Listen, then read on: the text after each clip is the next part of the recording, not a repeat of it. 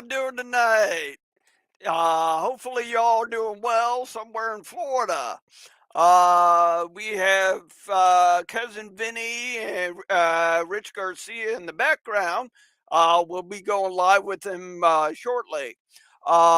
Events and projects. We'll be talking about that after Cousin Vinny and Rich does their presentation. So hope you're ready. Buckle up. And I know. Hey guys, There how we y'all are. doing tonight? Good, really good. Great. So, Rich, go ahead and introduce yourself. Hello, everyone. My name is Richard Garcia. I am the commander of the Gainesboro Invincibles, 1685 in Gainesboro, Tennessee.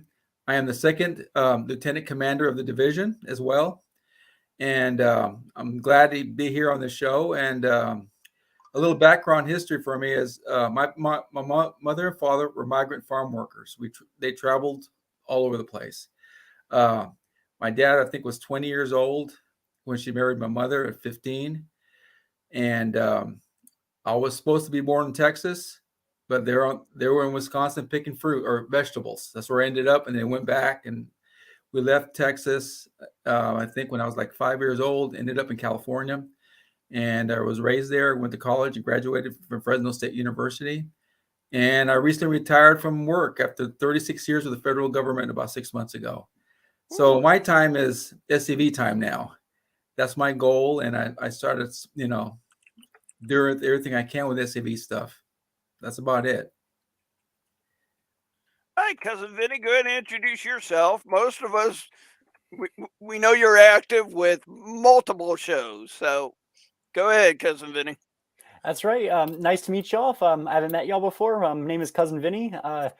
I am based out of New Jersey, the northernmost southern state. I'm a member of Private Meredith Pool, Camp 1505, but I always help out fellow SCV camps, like any event they're doing, I try to attend. Fellow UDC chapters. I'm a associate member of Isaac W.K. Handy, UDC in New Jersey. And we are getting a second camp in New Jersey, which will be chartered hopefully in January. We're working on making that goal of a New Jersey division possible, or a Northeast division, something. So we are very active up here. We study the Confederate dead here, and I also help out with Monuments Ross Dixie. So we try to get history out there, little history bits, because people need to know their history. That's the unfortunate part, was forgetting. Mm-hmm. Cool. Victor, thank you for joining. Beth, thank you for joining. Linda and Roy, thank you for joining. If you guys don't know Roy, he was on our show last Tuesday where he got photobombed by our commander-in-chief. All right, Rich, go ahead. Take it away, sir. All right, I'm going to start this off. I'm going to read some I collected. Florida seceded on January 10th, 1861, and became the founding member of the Confederate States of America on February 8th, 1861. Florida, with its long history as a Spanish colony, it is not surprising that Florida maintained a vibrant Hispanic population at the time of war between the states. Hispanics settled primarily in Pensacola and St. Augustine, with smaller numbers scattered throughout the peninsula. The Hispanic population of the Civil War era was descended from the colonists who had remained there following the American acquisition of the territory. Most Southern Hispanics gave their support to the Confederacy following the secession. According to the book called Hispanic Confederates by the late John O'Donnell Rosales, who was an SCV member out of Alabama, the entire Confederacy lists more than 13,000 soldiers, sailors, and Marines of Hispanic ancestry, along with civil officials and blockade runners. More than 300 men served in Florida Confederate units. Every Florida Confederate military unit had at least one member with a Hispanic name on its roll or was associated to the Confederacy by either through politics and by marriage. Two Florida units with the largest number of Hispanics appear to be the 3rd and 8th Infantry Regiments. The Florida Independent Blues, later became Company B of the 3rd Florida Infantry, was probably the most diverse unit from the state. Many of the St. Augustine's established Hispanic families joined its ranks. So by me looking around, it appears, like in any other state, that Florida had, a significant amount. I think Texas was the biggest one, but Louisiana and Alabama and Georgia had a little more than 100 Hispanic soldiers. Tennessee had about 30.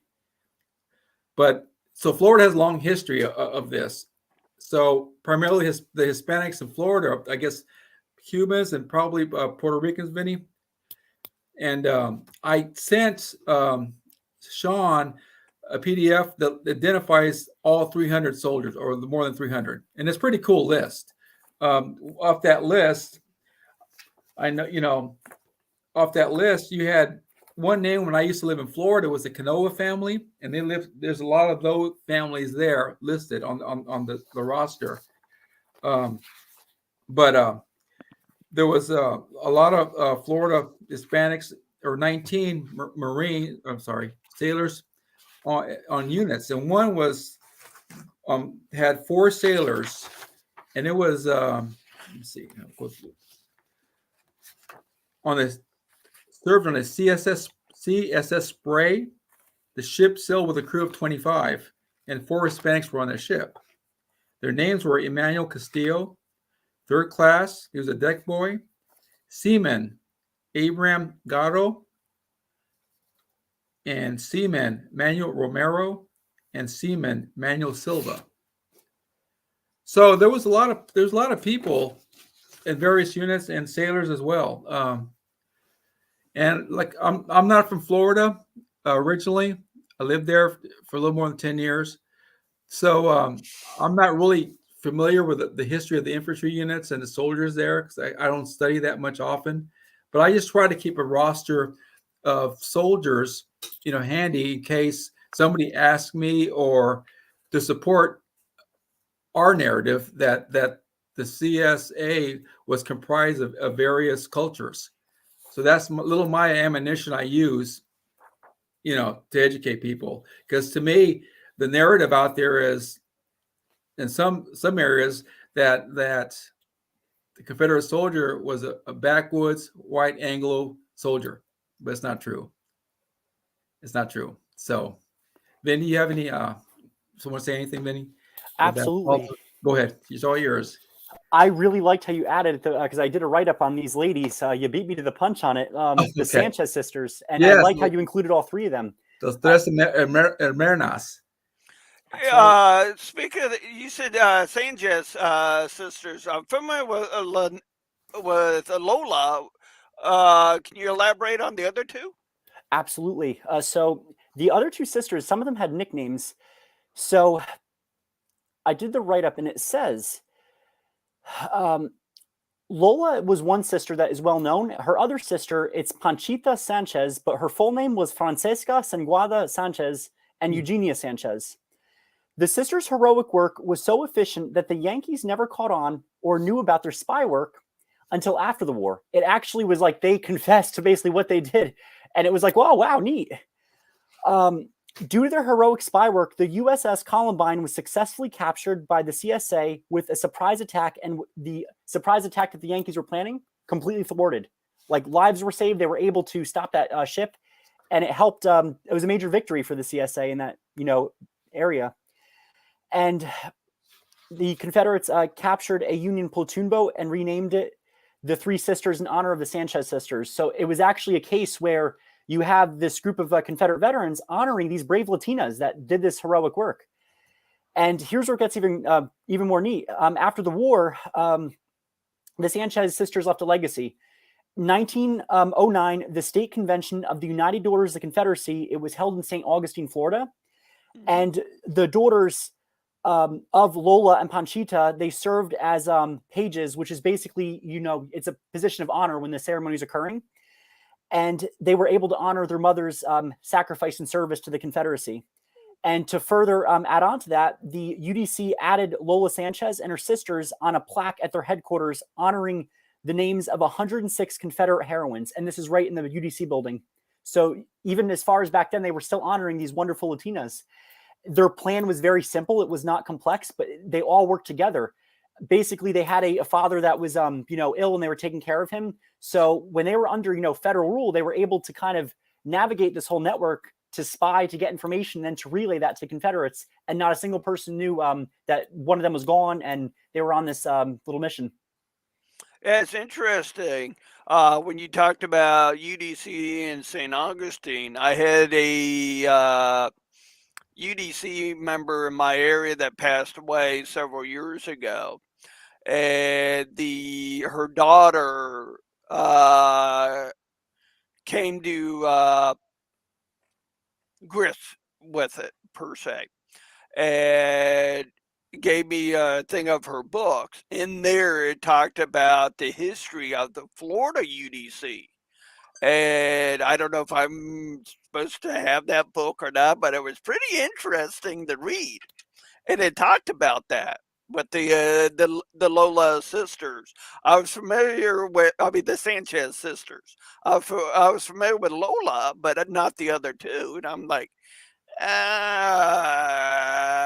instead of blowing up my mind and trying to figure it out, I knew you two would. Weren't the Sanchez sisters? Did they marry Confederate officers? I believe they did. They They did. did. I think so. Yeah. Lola did, and I believe Panchita did. I'm not sure about the youngest one. Yeah. The other issue is trying to find out where they're buried. I know it might be inconclusive. I know with the photographs, to my knowledge, there is not a photograph that exists of Lola. It might turn up Correct. at some point, but there is one that when people would say, "Oh, this is Lola Sanchez," I used to say, "No, that's Panchita." Panchita has a photo of her, which is the most well-known of the group. That's cool. Yeah. If you just joining the show, this is Rich Garcia and Cousin Vinny. Rich is well known with the Hispanic side of the Confederacy, and Cousin Vinny, he's strapped behind enemy lines in New Jersey. Yeah, You're familiar with him with SCV Chat, Monuments Across Dixie. The list goes on. yeah, Go ahead, Rich. yeah. Vinny's a good guy. I'm really glad he jumped on board because we need more young Hispanic people in this fight we're in, and he does a really good job. I'm really proud of him, and it just makes me smile when I see him out there, especially him with all these gadgets up here. I sent him a PDF, and the list is on the screen. I just have paper because I have no idea how to do that, So that kind of makes me happy that he's tech savvy and could carry this on a different way, like the other guys, like Harrison, Victor, all those guys. Christian, from Alamo City Guard. That really tickles me how, and you too, Sean, how you guys can manipulate all these gadgets. You saw my wife do my stuff before we even started. So, that's all right. Yeah. So, but to go on, I was going to give an example of civil officials from Florida that were involved in this war. There's a person named Matthew Solana. He was the deputy governor of Appalachia. He was a representative of one of Florida's oldest families, and he attended Florida's secession convention in 1861 at Tallahassee, and he signed the ordinance of the secession. Another official was previously mentioned, the Canova family, Antonio Canova. He was a chief of subsistence in the staff of General J. Finnegan, and he was in the Florida legislature. And we have Francisco Moreno Sr. He was a Spanish consul in Pensacola, Florida. He spied on the behalf of the Confederacy under cover of Spain's neutrality. He was Spanish, and his sons served in the Confederate Army military. And one of the most famous guys you have is Joseph Paul Robles, Home Guard Commissary Department, Company C, Florida Cavalry. Mm-hmm. He captured single-handedly 8 Union men during the raiding party at Salt Works at Rocky Point, Florida in 1863. So you have distinguished guys all over that did their part. And then in this war, and I think it's pretty cool because a lot of them are mostly Spanish and Cuban. They were over, of course, Cuba's close to Florida, and they're real significant. Do you guys have? I mean, personally, you, Sean, do you have any ancestors that served with some of these men on the list I gave you that we have? Well, I'm familiar with the Cavalry. That's Okay. the special detachment. Very good friend of mine. He's watching the show right now, Leon Arthur. Me and him, we talk all the time about the Cavalry because that was the home guard, and it was cattlemen that all bonded together to protect Florida's main industry, which was cattle at the time. Okay. So we have, I think, the 8th. I have a lot of guys on the 8th. Let me see if I can find him here. We have a guy named Andrew Acosta, First Sergeant, Company I, 8th Florida Infantry. Yeah, you also got I think his first name's Philip L. Gomez, first Sergeant, Company D, 8th Florida. Yeah, Gomez is on there. Philip Gomez, Nicholas Gomez, Augustine Gomez. A lot of Gonzalez's. A lot of Gonzalez's. And Oh yeah, a lot of Gonzalez's, and a guy named Bartolo Lucas. Yep. Ignacio Lopez again. So there was a lot of guys scattered throughout. I get their loyalties. Well, basically, like everybody else, Florida was their home, and they were being invaded. So you picked up arms. I mean, you had to. Yeah. Yeah, you had to. And it's very fortunate these men served and did their part. You guys in the Florida division, do you guys have anybody doing programs on these guys here, or is kind of just on Hispanics in general? Not that I know of. We did have he's in his 90s now, and there's Webb Bush. He would do presentations on blacks that served for the Confederacy, because he was a directed his grandfather, or was it his great grandfather, rode with Benford Forrest. Okay.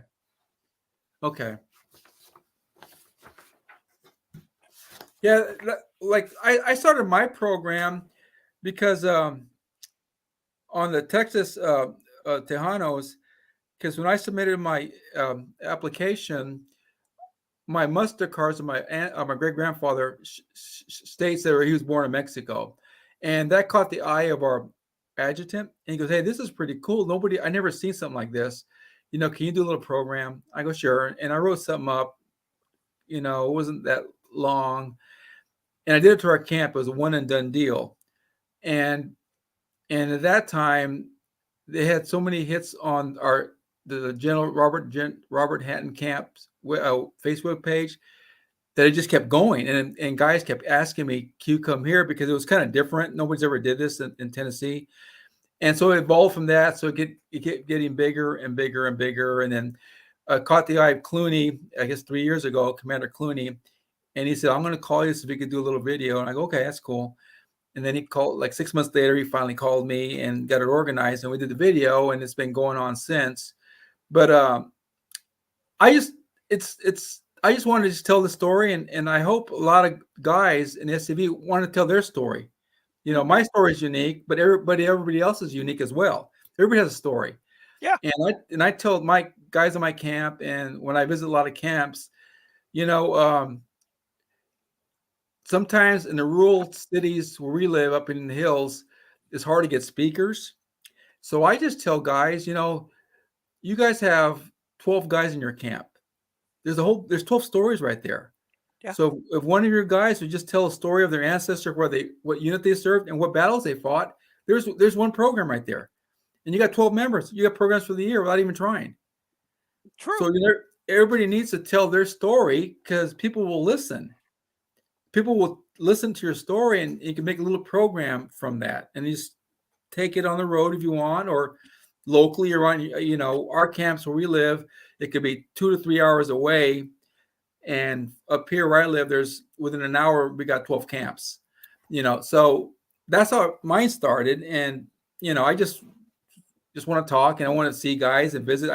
I joined SCV in 2019, late 2018. And, so I got in this game late, and through Dottie Meadows. We met her at Wilson County Fair, and she turned me on to SCV, and it took off from there. But so I feel like I have to make up for all this time that I missed. You know what I mean? So I just keep going. So I think I'd like to encourage guys, please tell your story. because I always listen. I mean, you guys go to meetings, and then, oh yeah, my answer was this, and then you start having a little side chat on the side. He was this, this, and this, and you 20 minutes later, it's done. There's your program. Exactly. There it is. Yeah. Done deal. Yeah, because one of my Confederate ancestors served out of a Virginia cavalry unit. Now, here's an interesting story about him. He left Virginia, went to Texas. Here's the key part. He did that to avoid war crimes because he rode with Mosby. Came in through Texas, and what's that state that's northeast of Texas? I can't think of it at the top of my head. Oklahoma? Yes, settled right on that border right there. That was his story after the war. Yeah. And I was just doing a Google search on him, and I came across this story of a distant cousin of mine wrote on him, and I'm like, wow, that's how he ended up there. A lot of them take a journey, and that's what's really impressive, especially for those of us that if you're either in a state that you border, the north, you're in a southern state like Kentucky, and then you border northern states. There is a lot of Confederate history there. New York, especially, we have a Cuban Confederate, a lesser known one, but Mr. Ambrosio Jose Gonzalez. He was born in Cuba, and people don't know that he is buried in New York, in the Bronx, of all places. Wow. Yeah. He was at in Charleston. That's right. He was there under Beauregard. Oh, cool. Yeah. He was one of Beauregard's artillery officers. And Gonzalez is one of those names, and I've been trying to do more research in Florida because I forgot which monument, but there was a monument in Florida where the name Gonzalez comes up there on there. I don't know if it might be Pensacola. I'm not sure if it's Pensacola or it might be, I think it's St. Augustine, I want to say. Guys in the chat, can you help them out? I know most of you are familiar with it. Yeah, there are. I'm going to identify the Gonzalez. It could have been related to them. There's an Augustine Gonzalez, private company D, 8th Florida. Buck Gonzalez, private Florida militia. James D. Gonzalez, he's a private in New Company K, 1st Florida. Jasper G. Gonzalez, private Company K, 1st Florida. And Celestiano Gonzalez, captain, New Company H, 1st Florida Infantry. And Charles B. Gonzalez, Company B, 3rd Florida Infantry Battalion. Wow. For the Gonzalez family, the surname. So there was all kinds, and I'm sure a lot of the Hispanics, Florida guys served alongside your compatriots as ancestors. Sean, I don't know. I don't want to put a lot of work on you. That PDF I sent, can you send them out to your other brigade commanders? That way, everybody in Florida has that PDF that identifies all 300, I think 315. The PDF you sent me about Hispanic Confederates? Yeah, the roster. Yeah. The roster. Yeah. That way everybody has one. Because I'm thinking with these over 315 guys, this is enough people that serve. Ancestors are out there where you guys can recruit. Yeah. The Cuban people are proud people. Yes, they are. They're very proud, and once they know that a lot of their ancestors were serving the CSA, I'm sure they want to be part of this. Oh yeah, and that's the thing. Cemetery that I take care of in Immokalee, Florida. Hey Lee, welcome to the show, sir. I just saw your message. Yeah, they're out there in Immokalee. In Seminole means my home. Okay. It's very populated with not only Seminole but also a lot of migrant workers because of the farms out there. And it's also like our heritage. So when you come from like a Hispanic heritage, my Puerto Rican side of the family, we honor ancestors all the time. Like and that's such an important part of our culture is the family unit. And, it's pretty much the one abuela. She kind of controls everything. Rules with an iron fist, but we love her. Or the chacleta, the shoe. The chancla, as we would say it in Mexican. Sandal. Yeah. Chancla, sandal. That's what we got hit with. Yep. Grandma's gonna hit you with a chancla. She's gonna hit you with a sandal if you don't listen. That's right. Especially growing up with friends of mine that were always Hispanic. Yeah, I've seen that go flying right in front of my face. I'm like, wow, it's like a boomerang. Yeah, it finds you. She can be a football field away and she'll throw it and boom. Yep. Yeah. Lee Norris, just DM me your email address and I'll email you that list. This would be a good project too to find if they have like photographs or stuff, because it wasn't easy to research the Hispanic heritage. There's only one book right on it. Yeah, I have it here. Well, the one I use is this one. Can you see it? It's called Hispanic Confederates by John Donald Rosales. And it's mostly a list of book with all the names, all the units. It's hard to tell, but that's all it is. It tells you everything from from the whole 13 states. Cool. It's in alphabetical order. It lists all the sailors, all the blockade runners. There was a lot of sailors and captains, blockade runners on there, and his Marines list in there, and infantry, cavalry alike. So pretty much all the states are represented in this list, in the main list. There is also a PDF on this book, but it's edition 1. So it's short, about 4,000 names. And I'll send you that PDF, Sean, and you too. Okay. It's a good primary source to research. Yeah. But the 3rd edition is on paperback and hard copy. I found the 2nd edition, signed edition, in Elm Springs. It was on the library for sale list. I mean, they have a little used book list library. Yeah. And I found his 2nd edition, Rosales' signed by him. It was sitting in there for like $3, $5, $3. But I got all 3 versions. I got the PDF, my 3rd edition, and the 2nd. Cool. And I never met the gentleman, but one of the compatriots here in Tennessee, Kirby Crabtree, used to do podcasts with Rosales about Hispanic Confederates like 10, 15 years ago. So I give credit to Kirby that kept encouraging me to do this, because he said they started it, when they were in Texas, and I carried it more after I found out all this stuff, But there is a Mexican Confederate Facebook group as well, if you guys are interested. Oh, okay. Absolutely. I think you invited me to that one. Yeah, there is. And Kirby Crabtree is the administrator. That's his Facebook page or group, and it has all kinds of stuff in there. Cool. Photographs, everything's in there to get you started. Yeah. I know I wanted to get Christian Lee on later, but Rich, can you talk about the Tejano Monument? What I've been reading was, I think it's the first Tejano monument that's going to be put up, and I'm not sure on the cemetery name, but it's in San Antonio, and they're raising funds for it, and hopefully, I think they're halfway by now. Any amount is welcome, and I'm pretty sure that the city's approved it, so it's a go. They just got to get the money, and they need about $4,000, $5,000 to go.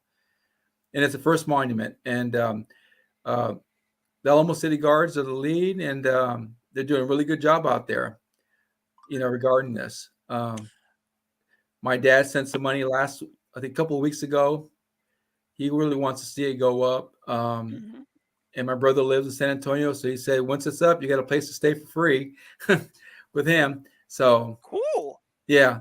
Well, guys, I have a question. Just hit the chat. Let me share that. Is there any way you can help them out? Los Robos. Robles?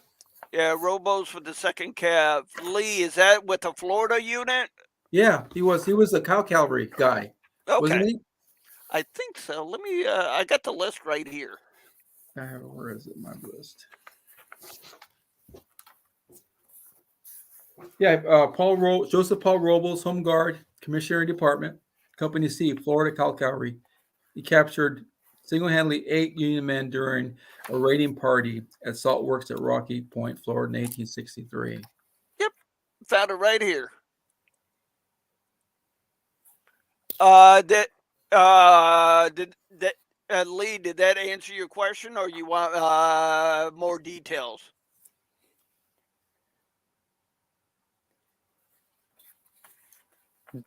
I found this one to be really interesting too, because I made a little note on the side of it. Go ahead. It's interesting when you talk about spy work, because spy work back then, we don't have technology. They didn't have technology like we do now. Like now, spying could be done like virtually, it could be done with the drone, it could be done in so many different ways. You were really limited and you had to be creative. So I thought it was interesting what Francesco Senior Moreno did, and he was a Spanish consul in Pensacola, Florida, and he spied on behalf of the Confederacy under the cover of Spain's neutrality. And he also had a son that served in the Confederate military. So that was pretty interesting how, he might have been up there in years, but he was able to still give service through spy work, which was very important back then, because if you had it, you had to get informed to figure out where things were going to go. And we have a Fernando Moreno, Joaquin Fernando Moreno. He was a marshal of the federal court of Key West, Florida, in 1853 to 1861, and he was threatened with banishment for his pro-Confederate sympathies. So we had a lot of Cuban politicians that were involved in this, and they were pretty much threatened with imprisonment and banishment for his ties to the Confederacy. Cool. Ready. I'm getting DMs. Yep.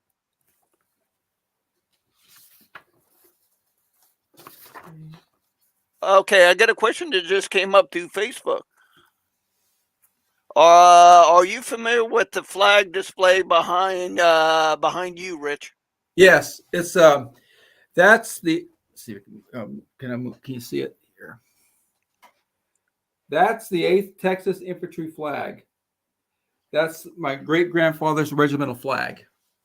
Cool. Yeah, it's a reproduction, and that flag flies, and it's under Colonel Marmaduke Hobby, General Marmaduke Hobby. That's his regimental flag, 8th Texas Infantry. And it's really cool because my great grandfather was in Company C, and he served with 300 Tejanos in that unit with Mexican officers, and they only spoke Spanish. Company C. Rich, how were they able to communicate with the higher ups? If they only spoke Spanish. Yes, the ones, the captains that were in charge of Company C, one of them was educated at Harvard. Oh, okay. Yeah, they were educated officers. Cool. Yes, on that unit. So they spoke Spanish. It's funny. Santos Benavides, the highest-ranking Mexican American in Tejano, colonel of 33rd Texas Cavalry, he couldn't speak Spanish. He had problems communicating. He only spoke English. He was educated. He was a mayor, a judge, and his family were the founding fathers of Laredo. But his Spanish he was like,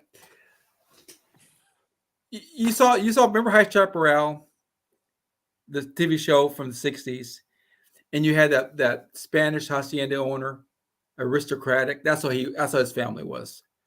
So, but he didn't speak Spanish, so he had trouble on the field talking to his guys. But his unit was a mixture of German, Hispanics, and Anglo soldiers, so there was no problem. Whoa. Yeah. That's cool. Yeah. All right, guys. I got Cousin Vinny and Rich Garcia here. Feel free to ask questions. I don't think they're shy. If they're shy, they wouldn't come on this show. This just seems like a great research project for kind of like everyone to get together as a group and like find some different histories and names and compile something. Like, I see a wonderful potential maybe SCV project, putting a book together. Yeah. Or some type of a pamphlet for us that live in Florida, or two, live in Texas, that we can put with our recruitment pamphlets and try to recruit Hispanics. Yeah, I mean, That's I great. will even. You can even take it further. I mean, that poster. I'll send you another poster, recruitment Okay. poster with Santos and Rafael de la Garza on it. You could use a template of the original poster and put different faces. You could put an Asian face. You could put a black Confederate soldier's face. You know, you could put all kinds of different faces. It doesn't have to be the standard one with the guy toting a gun. Yeah. You swap out pictures and just change one paragraph, and there it is.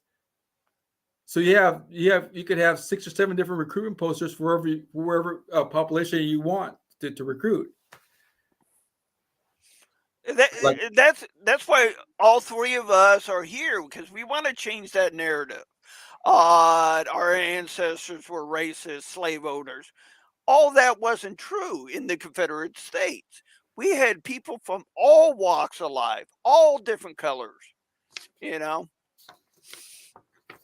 That's the one thing too. It's the funniest thing. It shocks people. They're like, "You're Latino and you're a member of the ICE." Yes, I am. I'm proud of my Confederate heritage. I'm proud to Yep. fly the flag. I'm Latino, and you should be too. And a lot of Latinos love our heritage. They love the history.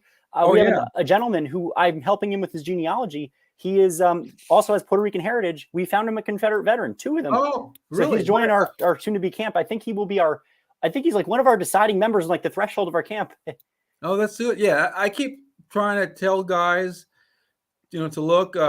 Like Hispanic names are a little bit difficult to secure because the naming convention. There's several names involved, and like Rafael de la Garza. The names are in reverse. You have the father's name second, versus like here is Jones. Well, if it was Jones, you would use the mother's maiden name as your last name. Oh, okay. Yeah. So there's a name, like when I submitted my application, the names are kind of reversed. So I had to attach a naming convention, because if Elm Springs did a research on it, they wouldn't have found it. So I had to say why my name, our family name was in reverse versus not taken from the husband, and that's part of the Hispanic naming convention. So when people look, you have to kind of understand how the naming convention works. So, but I had to submit that so they could verify that my documentation was right. But there's That's a lot good to know. So it was a long time before I found that. It was really hard. But once we have that, it's fine. But what I do is, when I see somebody on Facebook, Hispanic, ask questions, I'll PDF them that Hispanic edition 1, just to get an idea.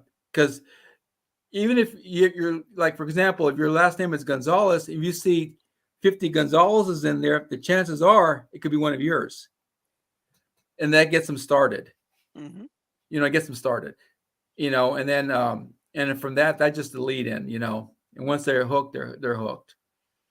But I know a lot of Hispanic men love the Confederate flag. They're really proud to be a Confederate.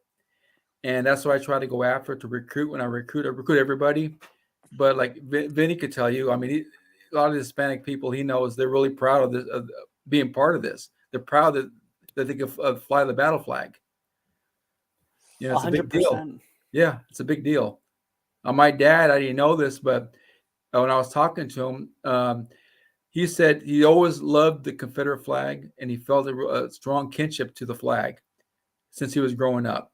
And my grandmother is still alive. She's 101, and her grandfather was a Confederate soldier. That's why I joined under. Whoa. Yeah, she's 101. So real you would granddaughter. be, that was her dad or Her her? grandfather. Oh, okay. Yeah, your grandfather. And when I found the story, I asked her, she doesn't speak English. I go, Grandma, ¿qué color uniform? Azul for Union, Gris for gray, and verde for modern soldier. And she goes, Mijo, it's Gris. It was Confederate. And Cool. that's the start of me when I was asking her questions. And so, and it was on after that, you know.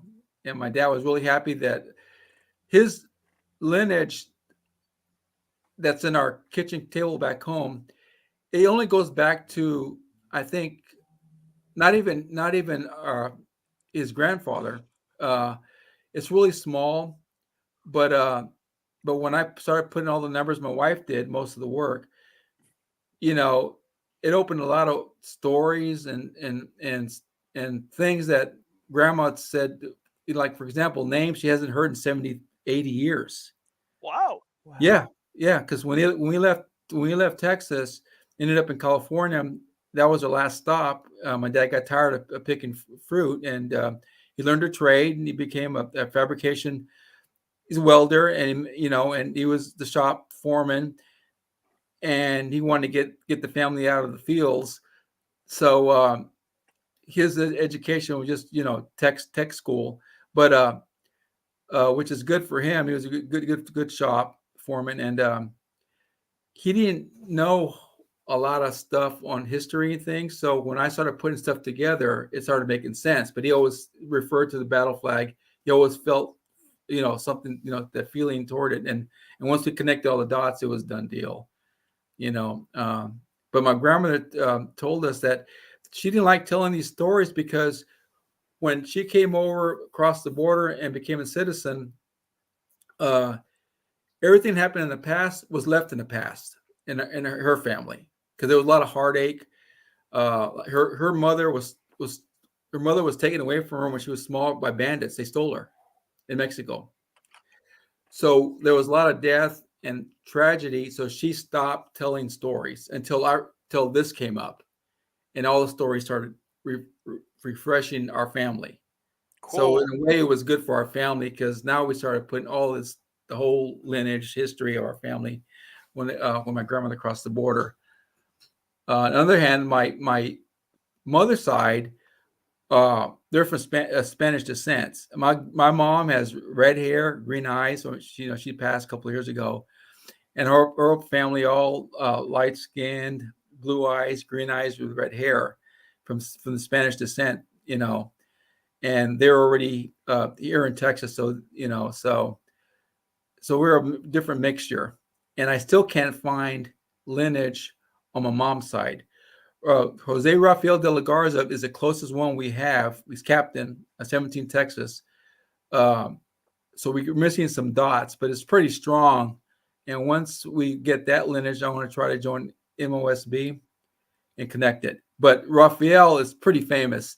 Of all of the next Hispanics you look up on the internet, he's in there with his full uniform on the picture. That's the one I'm trying to get. So, Cool. yeah, so and that's a good recruiting. And his pictures on the poster, the new poster we have. So there's a lot of people in Florida. I mean, you have a lot of Hispanics there, and I think Mhm. you guys could tap into that resource to get a lot of guys, and that really take away the narrative in Florida. Oh yeah. That's what I'm working on is trying to get posters, stuff, more Hispanic stuff because I have a pioneer museum Oh, okay. that I like to visit in Immokalee. Uh, yeah, there, and they have a little information in there. Don't really talk about the Confederacy, especially the person that used to own the house was a member of the Florida Cow Cavalry during the war. Same with various other cattlemen. It doesn't tell his story on that, but because I think I've sat down with one of their board members. I got to give her a jingle again because she was going to tell me her story on her family that settled in Immokalee during that time frame before the war, and I want to hear her story and her family story. Uh, So yeah, because there's a cemetery there that we go in. We were earlier, guys. We were talking about Dottie Meadows and the CERT program. There's this Pioneer Cemetery in there. It has 3 Confederates buried in there. We went across the street to the Pioneer Museum. Uh, the guy wasn't much help, but I hit up a county historian for my area, and she put me in touch with this lady. She goes, "You're going to do that for free?" I'm like, "Yeah, because this is why." Uh, so we went in there, cleaned those graves, found one that's damaged. We're going to try to repair it. Uh, if we can't, I have a person in contact to get his permission to work with the VA on getting that replaced. But guys, uh, anybody else have any questions? Carmen, Mr. Dice asks, information on Hispanics in Central Florida that fought. I think that's. Are you able to answer that one? I'm not sure familiar with the infantry units in Central Florida, but that list, the PDF we have, will break it down of every unit they served. You know, if you could pass it out. Yeah. And then you got Carmen. I looked on the list. I did not see that name, like Mr. Garcia. Let me bring that up on the screen. There you go. And was the Julio with an H, that was a surname, I'm assuming, before, because the names might shift with time. Oh, it started with an H. I didn't see that part.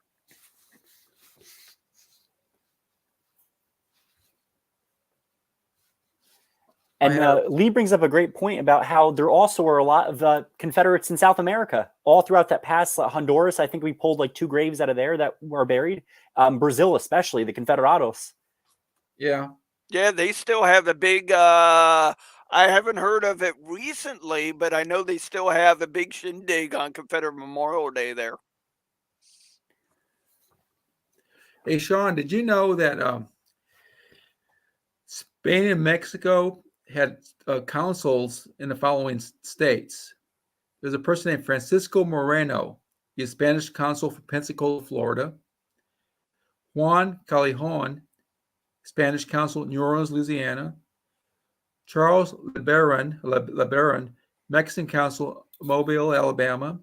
Joaquin Miranda, Spanish consul, Mobile, Alabama. And you have Moncada de Nunez, Spanish consul, Charleston, South Carolina. And A. Perez, Spanish consul, Mobile, Alabama. And the B. Theron, Mexican consul in Galveston, Texas. So all these consuls or government officials from the representatives from these countries were part of the Confederacy. And like Vinny said, I think Moreno was a spy. So I'm pretty sure the other ones were probably spying as well. Probably so. Because Florida's Spanish history goes back to when Florida was pretty much founded. Yes, the first settlement in America was back in the 1500s, and it was St. Augustine, Florida. I know. Some of you going to argue about this. Especially we just had Thanksgiving. Some people think the first one was in Plymouth. I know some of you think Virginia, and I know some of you think St. Augustine. I found this in one of the cookbooks that I had. It was pretty interesting. So it's from Texas, and they have a Gonzales Confederate memorial. Oh, Gonzales, Texas. Mm-hmm. That was interesting. What if that's still standing? I think it is, actually. And it was interesting. The one article I read on it, which is good, no attempt to remove it. And the one person further clarified, saying that to remove a monument, it's going to be very difficult. So implying that it's not going anywhere. Knock on wood. Yeah. Yep. I was curious though, for Rich, did your grandma, did she ever get a chance to meet her grandpa? No, no, he was already passed.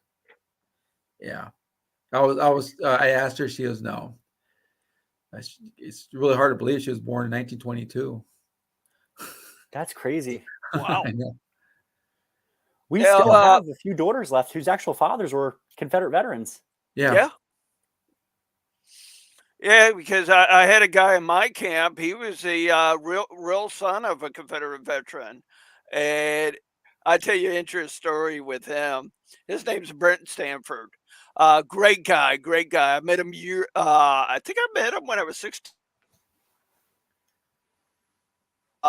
Barbecue or something out of LaBelle, and everybody was saying, "Hey, you got to meet Brent. He's a real son and all that."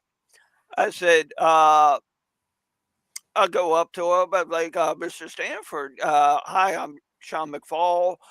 Can you tell me about your ancestor? He goes, you mean my dad? Uh, Huh. it, I'm 16 years old. I'm still learning and all that. And his wife, his wife, God rest her soul, looks at me and said, Sean, what part of his dad don't you understand? I'm like, you mean his dad?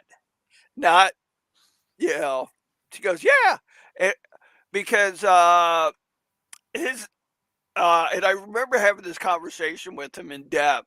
Uh, his dad was a Confederate sailor, and I forget his name and all that. I'm sure I could look it up and all that, but it just blew my mind because he got to know his dad and his unit that he served with, and what ship that he served on during the war. Thanks, Carmen, for joining us tonight. You have fun, buddy. I'll talk to you later. But just the stories on our ancestors that blow my mind. Because I've been tracking down this book based on my ancestor, Captain James T. McFall with the Palmetto Sharpshooters. And the book is based on his letters that he wrote home. It's a cool book and everything. I know I'm rambling on about myself. Vinny, let's talk about your ancestor. Absolutely. So I'm going to pull up the little info I wrote on him. This was an interesting find when I pulled this up. When I first did the research, I joined with a collateral cousin and, didn't know I had many more ancestors. When I asked my great grandma, I was blessed to have her for quite a few years. She said we had family that fought on both sides. The one thing that I never put two and two together because the surname was Wheeler. So we have a connection to fighting Joe Wheeler, which is awesome. He's actually one of my favorites. So it was interesting how that worked out. I always liked his strategy. He served in many different wars. So the other one that I found, I was actually doing research on New Jersey's Confederates. New Jersey was a very divided state. We had people that fought on both sides, and it's an area that is understudied, underappreciated. The whole areas like Princeton and Morristown were both, hotbeds for Southern heritage and Southern ties. So here's a little on my ancestor. He was born in New Jersey, and see what comes up here.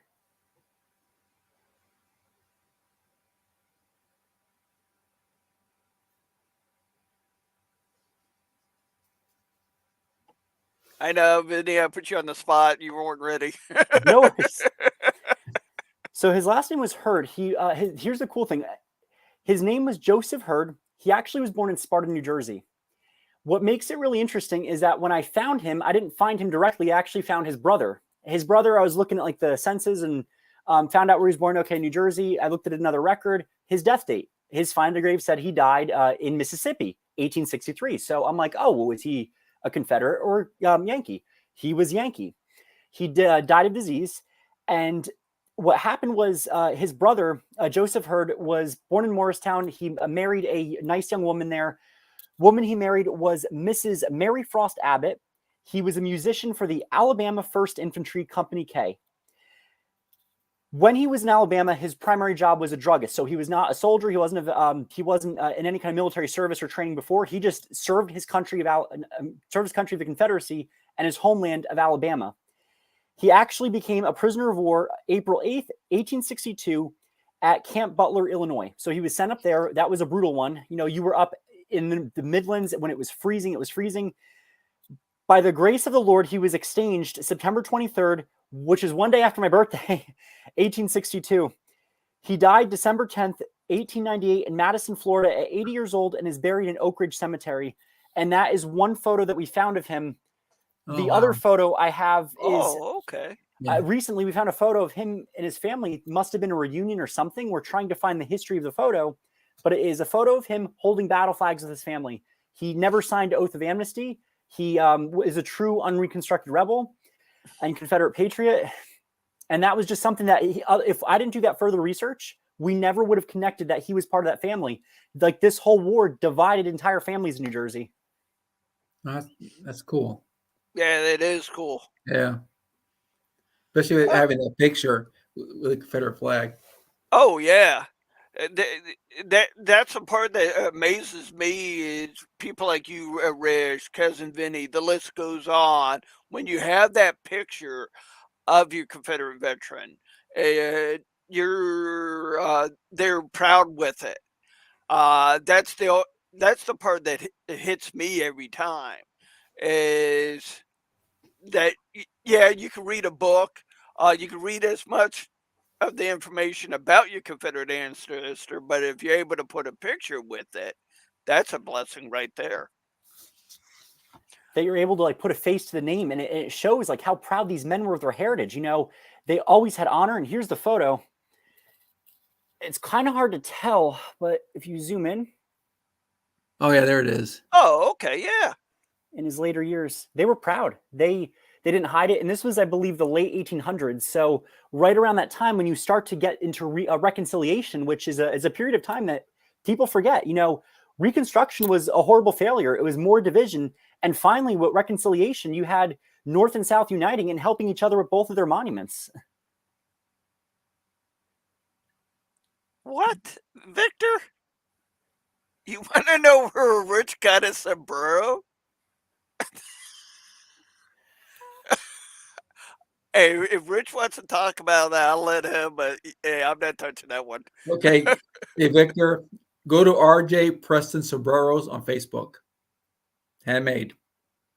One block, Ooh. different colors, any color you want. And there's a tapestry style, but he only has one block, so you're going to have to stretch it manually with your head with water. RJ Preston Sombreros. RJ Preston is a rodeo cowboy and an actor, all westerns, and he made hats for movies, and that sombrero stock will be shaped any way shape you want.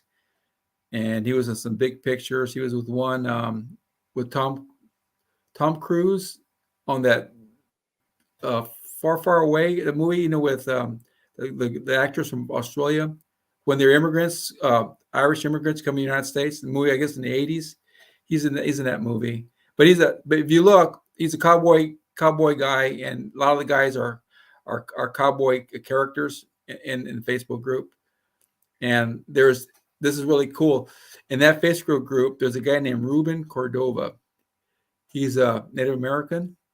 He does an impression of Santos Benavides, and his reenactment group is the 33rd Texas Cavalry, and all those guys they're all Hispanic and they're wearing sombreros. And there's pictures in there. But, oh yeah, in Texas, the Mexican guys dress the part, and That's cool. Yeah, I think he was a commander. I think I forgot what camp, but he was. I'm not sure if he is anymore. But his name is Ruben Cordova, and his pictures are in there with his cavalry, all Tejanos. It's pretty good looking. So go to RJ Preston Sombrero Facebook group, you'll find it. Hopefully that helps you out, Victor, if you're looking for a sombrero. I'm trying to still find ancestors from my Puerto Rican side if they fought in the Confederacy, and that's always the last name. And going to Mr. Garcia's point about last names and how difficult it can be, especially if you had a last name that was a common Hispanic last name. It's almost like searching for, you know, like Adams or Smith or Washington. You're going to find a ton. And then it's like looking for a needle in a haystack. Yeah, I can speak for that on personal because my family's from Ireland and Scotland, and I I always, my last name, I always thought that was it, but there was different spellings of it. There's surnames with different spellings, and I'm like, okay, now I gotta look for that side of the family. And if they were illiterate, that like when we found our great uncle, he was one of the Pitzenbarger family. No, he married into the Pitzenbarger family, which was a well-known fighting family from West Virginia. Literally, the family was fighting itself. They were from Pendleton, which was a very pro-Confederate area. And his last name was Simmons, but there's different ways of spelling Simmons. Not to mention, if he was illiterate, what would he have written? It would have came out illegible. So there's been cases of people finding documents, but the actual name that is registered is something that is much different from what you know the name as. Right. Yeah, because I got on a Facebook group. It's a genealogy just for my last name, and the different surnames, different spellings. And I found out distantly I am related to Captain Henry of the Cow Cavalry through his wife. His wife uh, maiden name was McPhail instead of what you see mine is right now, which is a different surname, a different way of pronouncing my name, a different way of spelling it. That's right, because the P would be pronounced as an F, which is interesting. That's Yeah, really interesting. yeah, it's in this Facebook group I'm in, I've learned it a lot. I mean, even the descendants of my Confederate veterans, what they did. One, I tracked down one of my Confederate ancestors, his grandson, served in World War II during on a Navy ship, and he's buried just 2 hours north of me in Tampa. Right down the road from the Tampa flag site. If you ever get a chance to visit that, uh, the camp up there always changes out the flags every so often when it needs repairs. Wow. Yes, it's well, it was the world's largest Confederate battle flag that was flying. I don't know if the Virginia Flaggers beat that one or not. Friendly competition. Who can make the largest? It'll be like an arms race. How's that flag flying? Any challengers on and the Tampa flag for the community? There was, but the local camp pretty much squashed that. They've had problems. They had vandalism, stuff of that nature, but they haven't had anything recent. Okay. I talked to the camp lieutenant commander. Is a very good friend of mine, and me and him talk all the time. Same with the camp commander. The camp commander is actually our division lieutenant commander. So me and him talk on a regular basis, anyhow. So Lee brings up some great points about family search is a really great start. And that, like the genealogy sites, they can be very difficult, but they can also be really rewarding because you find like one lead and you then have a whole bunch. That's how we discovered our one Confederate who was born in New Jersey, buried in Florida. And it's even better because his tombstone does say Sparta, New Jersey, CSA, which to anyone who doubts New Jersey having Southern ties, prime example, one of many. And we only thought we had a small amount of graves. I did more research and we have a wonderful UDC president, Miss Sally. She is like a legend. She drives from Florida all the way up to New Jersey to see everyone. So she's really like dedicated and she's always out there. She drives everywhere. She is someone I look up to. She always inspires me, like Mr. Garcia here inspires me to be my best me and to keep going. We were at a meeting and we had ties to Confederacy. So they said, Vinny, since you're SCV, see what you can pull from your camp. So we pulled our stuff. The UDC pulled their stuff. And we united and we made a presentation. And I go, we actually found one buried right here in Princeton. And Miss Sally goes, oh, Vinny, I forgot to tell you all. She goes, I used to be president of the New York division. We marked him to sing with an Iron Cross. So that was her division that did that. Cool. And then I called her later on and I said, I have even better news. I found not just one, but 2 more in Princeton Cemetery. Wow. All right, guys. Linda, Roy, have a good night. I know it's late for you guys, but yeah, I want to thank Cousin Vinny and Rich Garcia.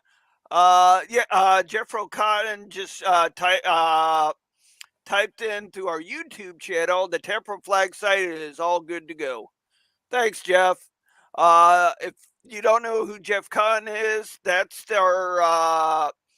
guy that's in charge of flags across Florida for our division. Oh. So he's up to date with all of our flag sites all over the state. Oh, great. Thank you, Jeff. Yep, very good friend of mine, Vinny. Hopefully, you get to and Rich. You guys be able to meet him at the Arkansas reunion. Sure. Oh yeah, because me and him are coming together. We're playing trades or automobiles. Take a hot air balloon. You could like fly. Well, that's the thing. You know, we could ride one, a hot air balloon. Our ancestors rode in them. That's right. But they. All right. I know it's been late. Lee, don't forget to DM me your email address. I'll make sure you get that. I'll be sending that email that Rich Garcia was talking about to all the brigade commanders and division leadership. So therefore, pray to God and all that they forward it onto the camps. Yeah, great. I might just send it to Rick Roberts, our division adjutant, and send it throughout the division. You know what I do with that list? When I have a recruitment table, like I have a list, like I'm recruiting in Alabama or I do a program in Alabama, I have the Alabama list to pass out to the guys. I mean, if you had a list with you on your recruitment table, when people come up, hey, here's a list of all Hispanics in Florida, there it is, and then page through, that's a good recruitment tool. Yeah. That's what this show's about. To inform you what's going on and kind of give you some tips and tricks on how to recruit. Thanks, Lee. I got it. I'll send you an email here shortly. Guys, girls, it's been a crazy week this week. A lot of camps were active, various holiday events, parades, Christmas parties, stuff of that nature.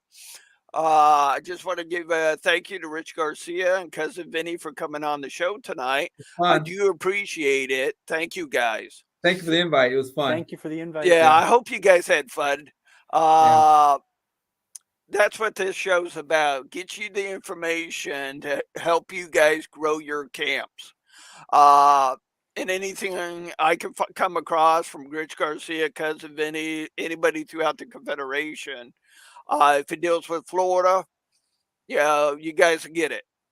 I do my best, But if most of you, if I don't see you in the next few weeks, we will have a show this coming Tuesday. I haven't set up a guest speaker yet for that one. This was kind of my big one that I focused on to get Rich Garcia and Cousin Vinny on to talk about the Hispanics, because we have Hispanics throughout Florida. And their culture goes back to the 1500s. So it's important to get you guys that information, and I'll send this to Rick Roberts and ask him nicely if he can send that out to the camp commanders and adjutants for recruitment tool. So with that being said, stay Southern. Don't forget, January, we have our Lee Jackson dinners going up. We have one in Cocoa, and the following week, we have one in Jacksonville. So if you need more information on that, feel free to DM me personally or DM me through look around Southwest Florida, and I'll get you the information you asked for. So with that being said, stay Southern, and we're going to sign off with a video. I think Rich Garcia is grinning because he knows what video. Viva la Confederación. Long live the Confederacy. And hopefully I click on the right one. Thank you guys for joining me tonight. I had it. Man, I really got to work on these videos. Stay Southern. Don't let the snowbirds grind you down this winter. Send them back to Jersey. We're trying. Hey, we tell them I-75 and I-95 just go north. I'll start a program. I'll sign off. We'll get them, bring them back to Jersey. Hey, you never know. They might have Confederate ancestors too. That's right. All right. Have a good night, gentlemen. Good night, guys. When my mother was in college, she danced with Confederate veterans. To me, it wasn't that far away. You know, my father knew this. My mother knew this. Almost 50 years ago, I joined the Sons of Confederate Veterans.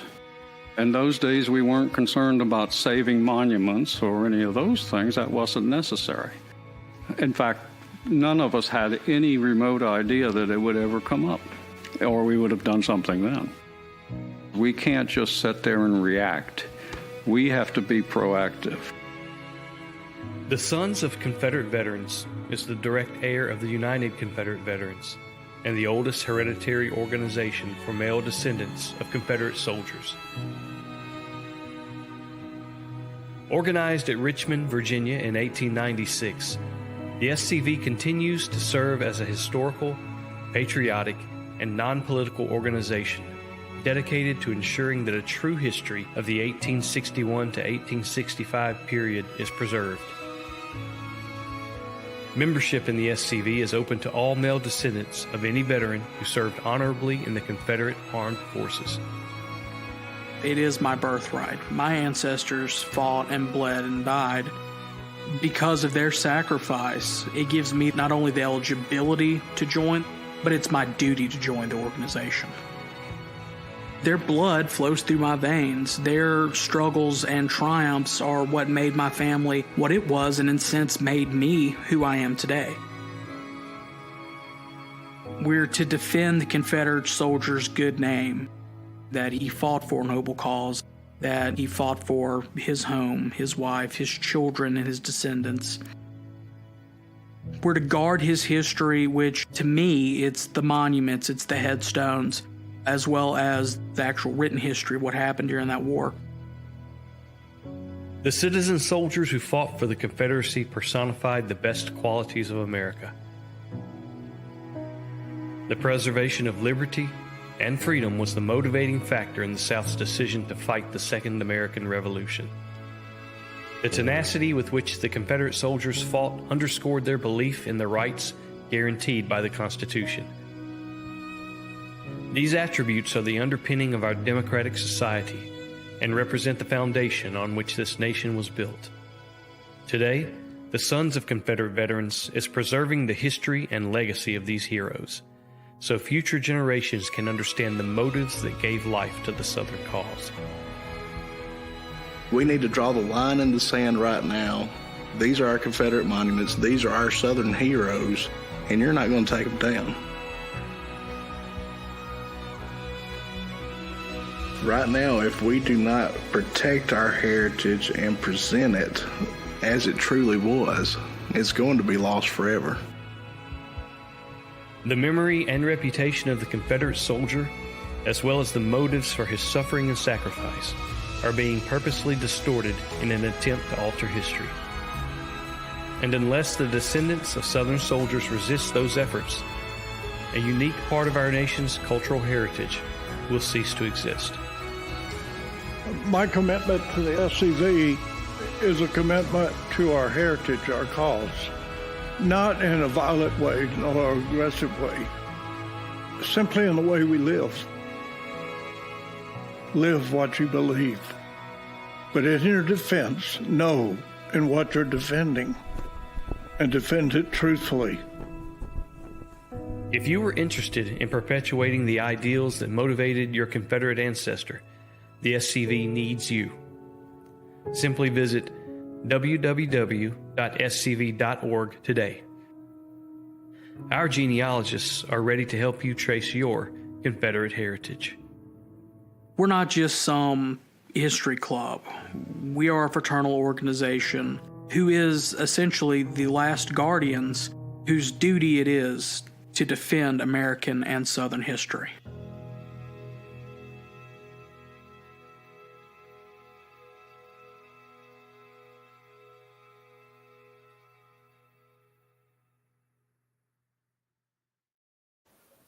All right, guys, we're signing off. Thank you, Cousin Vinny and Eric Garcia, for joining us tonight at Stay Southern. See you guys around. Feel free to message me if you got any stories or upcoming events, or if you just want to come on and talk about your Confederate ancestor, just like Rich Garcia and Cousin Vinny did tonight. Other than that, stay Southern. Have fun, guys.